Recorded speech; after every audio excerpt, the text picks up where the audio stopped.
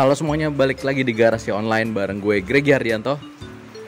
Hari ini gue pengen sharing pengalaman gue pakai Yamaha Aerox selama kurang lebih 4 tahun. 4 tahun kurang 2 minggu lah, 2 minggu lagi 4 tahun.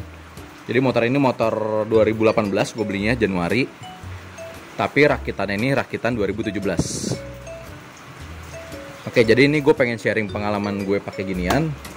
Jadi mungkin ini bisa buat referensi yang lagi pengen cari Aerox second, Aerox yang model pertama kayak gini. Nah, gue mau bahas apaan aja penyakitnya Aerox dan apaan aja yang umum yang biasanya wajib diganti ya kalau motor dipakai. Oke, gue bahas dulu mungkin dari mana ya? Gue bahas dari yang paling deket dulu kali ya. Ini rada hujan dikit ya, jadi rada agak sedikit berisik. Gak apa-apa ya. Jadi untuk yang bagian depan, ini lampu senjanya. Lampu senja ini sering kali mati nih. Sering banget ini nih. Jadi gue udah ganti lampu senja tuh mungkin sekitar 2-3 kalian kali ya. Menurut gue segitu lumayan sering ya buat ukuran lampu senja. Ini sering, tapi untungnya murah, paling cuma nggak nyampe goceng lah lampunya. Terus untuk lampu sen, ini baru aja nih. Ini nggak tahu kenapa tiba-tiba mati. Dan sekarang belum gue benerin karena ini juga belum seminggu sih. Jadi ini sama colokan charger, ini udah seminggu kira-kira mati nih. Ini baru mau gue cari tahu kenapa. Terus kalau yang umum juga, ini ban udah pernah gue ganti sekali. Sama kampas rem, wajar ya. Kalau untuk kaki-kaki nggak pernah ada masalah. Kayak shock breaker depan gini, ini nggak pernah ada masalah untungnya. Terus selanjutnya speedometer. Nah, speedometer ini gue lihat banyak banget Aerox yang rusak kayak begini. Jadi modelnya dia itu sunburn. Awalnya tuh jadi kayak ada pulau kecil-kecil, lama-lama jadi gede. Lama-lama speedometer lo yang warnanya biru jadi putih semuanya. Itu bener-bener nggak kelihatan apa-apaan lagi. Dan itu kalau di Yamaha ganti sekitar 700.000. Tapi kalau ke tukang speedometer, gue kemarin ganti ke tukang speedometer, ini cuma 150.000. Murah, jadi kayak cuma ganti polaroidnya aja. Sedangkan kalau di Yamaha kan harus ganti satu set. Kenapa bisa sunburn? Karena motor sering kena panas, kena hujan, kena panas, kena hujan, kena panas, kena hujan, kena panas, kena hujan, kena panas, kena hujan. Jadinya begini. Nah, terus juga penyakit yang umumnya suka muncul di Aerox, yaitu kode 12. Kode 12 itu jadi kayak ada error di soket spoolnya ya. Itu dia kebakar karena ada human error. Jadi kayak mungkin entah salah pasang atau gimana. Itu yang bikin muncul kode 12 di speedometernya. Jadi pengaruh dari kode 12 itu, mesinnya itu jadi mati, nggak bisa nyala lagi. Dan itu katanya tinggal ganti soketnya aja. Dan untungnya sih motor ini nggak pernah kena kode 12.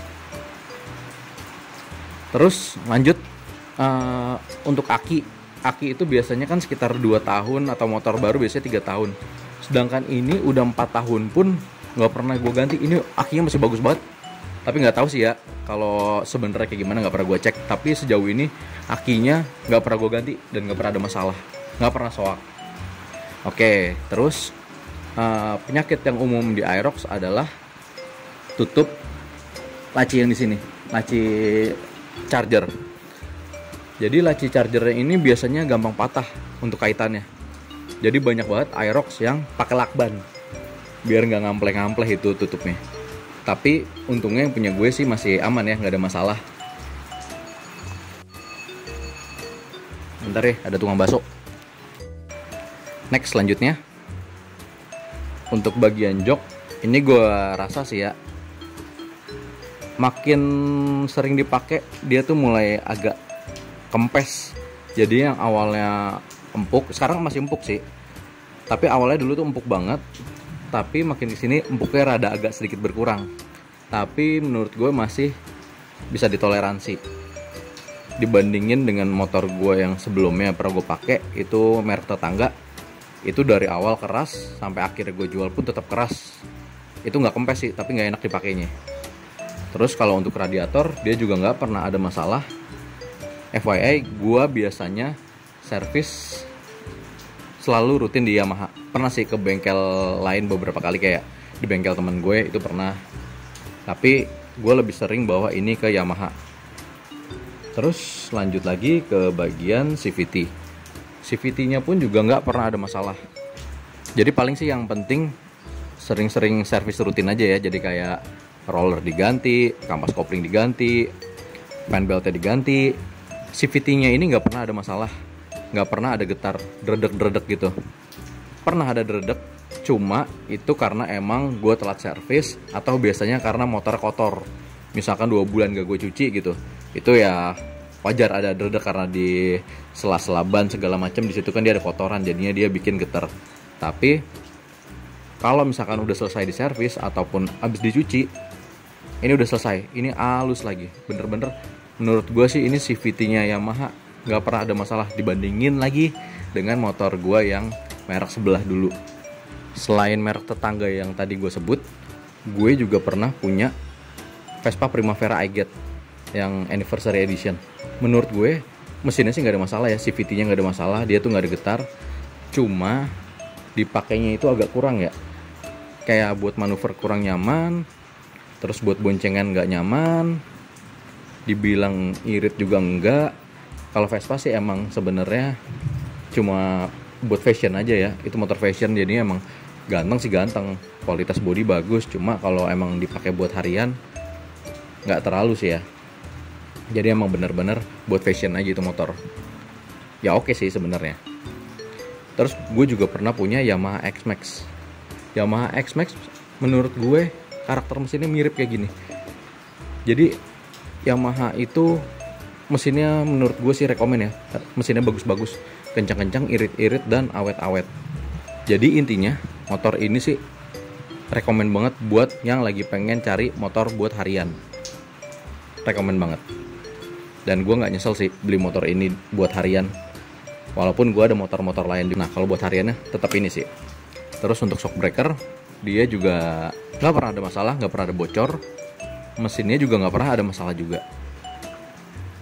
Dan kalau untuk ban belakang dan kampasnya ya wajar, itu emang harus diganti rutin. Jadi ban depan belakang ini udah pernah gue ganti. Gue ganti juga standaran. Jadi ini motor bener-bener full standar, gak pernah gue ada modif-modif apapun sedikit pun, karena ini gue pakai harian. Knalpot pun juga masih standaran, ini gak pernah gue ganti juga. Dan emang bener-bener ini motor sama sekali gak ada masalah. Ini motor tempur gue tiap hari. Jadi motor ini menurut gue sangat rekomen buat orang yang pengen pakai motor harian yang kira-kira ada larinya. Jadi kayak buat stop and go ataupun misalkan lagi buru-buru, ini enak. Dan buat nyelip pun juga ini motor enak banget, enak banget. Dan selain itu juga menurut gue sih ya, ini bensinnya termasuk irit. Ini bensinnya sekitar 1:38. Gue pakai Pertamax 1:38 untuk motor cc 155 sih menurut gue oke lah ya. Dan 1:38 itu untuk dalam kota. Kalau luar kota ini gue belum pernah pakai sih. Dan dipakai buat manuver selap-selip di macet-macetan Jakarta ya, ini juga rekomen. Ini enak, oke. Terus kalau untuk di bagian lampu belakang dia nggak pernah ada masalah ya, sama sekali nggak ada masalah. Jadi kalau gue recap, permasalahannya itu paling ada di speedometer tadi, kode 12, tutup ini nih, tutup charger, karena itu emang umumnya. Paling penyakit-penyakitnya itu sih, sisanya sama sekali nggak ada masalah. CVT-nya enak, nggak pernah getar. Oke, paling segitu pembahasan dari gue ya. Jangan lupa like, subscribe, and comment. Bye.